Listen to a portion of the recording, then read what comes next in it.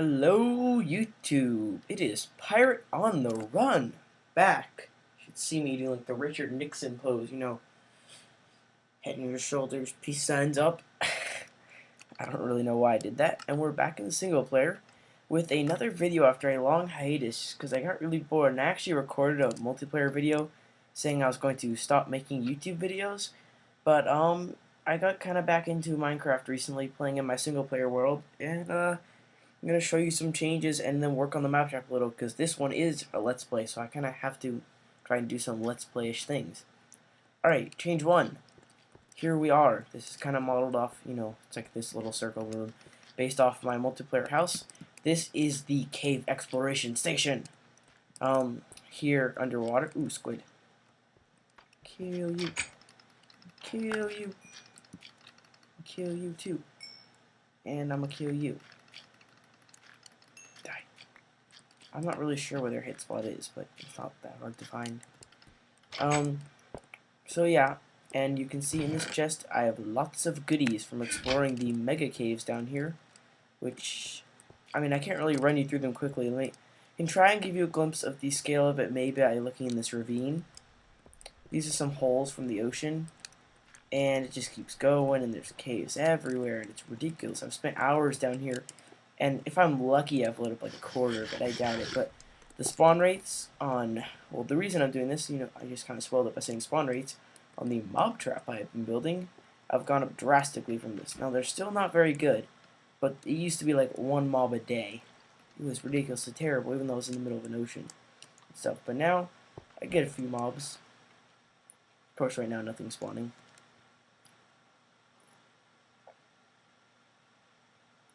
I'm working on it. Sorry, sipping some water. Working on that though. Lining up some more caves. Maybe I'll make some videos of that later because I've got plenty of stuff left to do in that. I'm also going to go around probably just completely. That little island will probably completely level underwater or just pouring water on top of its ugly. I'll just level it and stuff. And then light up that bigger island because I don't really want to take that at least right now. Stuff. I want everything in sight from this platform to be lit up, so I'm gonna go light up that desert too. Got this hill. I need to do the mountain there and stuff. I don't think of anything spawn there, but the more ideally you want less spawn spaces and everything to be concentrated in your mob trap, like Doc's like Doc M77 has his perimeter thing where it's just the only land is like the buildings he's made and stuff. So that's great because. The old ideas back when people didn't understand much mob science stuff, they said like you wanted more air, so you wanted to light up as many places as possible, so that like the like ratio of places to spawn versus like like blocks to eligible spawn places for mobs is higher. But now, as far as I know, it's better just to have a higher like I don't know how to describe it. Just have less places for mobs to spawn is better. So what you really want to do is just like cover everything in water, and I might even go back and like start filling up caves with water. I don't know if I'll do that though, but I might. I need to leave some ways to get down to lava level though. Why did I just run over here? That's really weird. I'm probably just used to going back and forth between the mob trap. I wanted to actually show you that. Silly me. Kind of out of it. Just a little update on this farm. I'm slowly dismantling because it's just ridiculously huge. It's a lag machine. When I harvest it, it just like drops my frame rate to like 2. And I really don't need the amount of wheat it gives me, so I'm gonna make a more functional farm. And of course, everything's like Asian design. So I'm gonna take out this farmhouse. Take out the wiring and stuff. Take out this farm. I'm gonna get rid of the boat road too because that does nothing. And maybe put in some minecart tracks later. Because I'm building up a decent supply of iron. It's actually pretty low. Especially by my standards, I love having tons of everything. But, I actually do have some iron now, so... Here's a nice view of the mob trap. It's, just a little sidetrack. It's Ethos style. I don't know if you've seen some of his recent videos, but he's developed a really good high-efficiency mob trap that doesn't involve, like, redstone or pistons or water or anything. Just where you have these spawn pads where it's a 3x3 pad, and then you put a half slab in the middle so no spiders can spawn. And so the mobs, in their 5 seconds of activity before the mobs like freeze, if they're out of the 32 block radius around you, they'll usually walk off the pads anyways. And stuff. The floors each have like 100 spawning spaces, So I've got like 500 right now, I think. 'Cause I've got 5 floors, working on the 6th. But what's it called? Back to this. Yeah, I'm gonna tear out this farm, little building here and stuff, and then I'll probably rebuild like another building similar to that one and put like a smaller wheat farm in it that's like less ridiculous. And eventually, I want to try and get rid of this mob trap that like doesn't work. And that would be nice for my mob efficiency, because if you have nothing above the old world height of like 127, I guess it was, or maybe it was 128. But if you have nothing above that world height, it doesn't check the whole anvil map format to spawn things, so it dramatically increases efficiency because it doesn't check all sorts of, doesn't look for spaces that aren't there anyways on the double size worlds. So that's really nice. Although kind of limit your building, so I might make this mob trap go up really high anyways. I don't know. Probably would have been better if I started like in bedrock and just like carve my way up. But I just didn't want to do that. I might even make like multiple towers to get better rates and have them like all collect around each other. I could have like 3 or something. That's a pretty long-term thing. Yeah, hopefully someday though I will get rid of that. I'll be done with this farm eventually, and eventually I'll get more caving done. I really don't like caving all that. I guess I will make some videos out of it because it's a good time just to make videos. I just find it's tedious, and because I always force myself, I mine out everything so I get all the materials, and then my favorite thing is when like a cave section comes to an end and then I can block off the beginning of it when I get back. But yeah, I'll go show you the mod from it. Just a creeper. Yeah, I've gotten up to level 11 so far from this. It's a decent XP trap. I put in some ladders. There used to be a water drop, but then I realized that was clogging it up because the mobs on the first floor, they'd just be swimming along, and so then when they got to the water drop, that kept them, so that made it so they all fell the same distance. They would just swim on top of that. So I took it out and replaced it with ladders, and they mostly now will come down with like a heart or half a heart of damage. Although some of them will just die when they fall down the chute.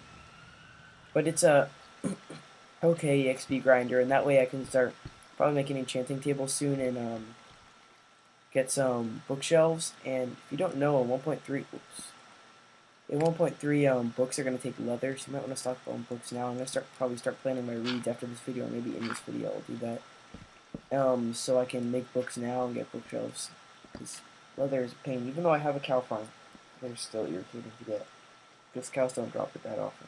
And I don't harvest my cow farm as much as I should, although now I am eating beef. After seeing Etho's video on food, as you can see, I idolize Minecraft YouTubers. I now am trying to be more efficient with my food, and beef is the best way. So I'll kind of show you how this works. Etho has a tutorial on it, of course, and I don't want to steal his design or anything. This is totally his design. I just did the aesthetics, like which blocks I chose. But otherwise, it's like, and he usually makes it, I'm making it like as efficient as possible using like no extra blocks. Whereas he usually makes it kind of just like a more square shape with the extra blocks.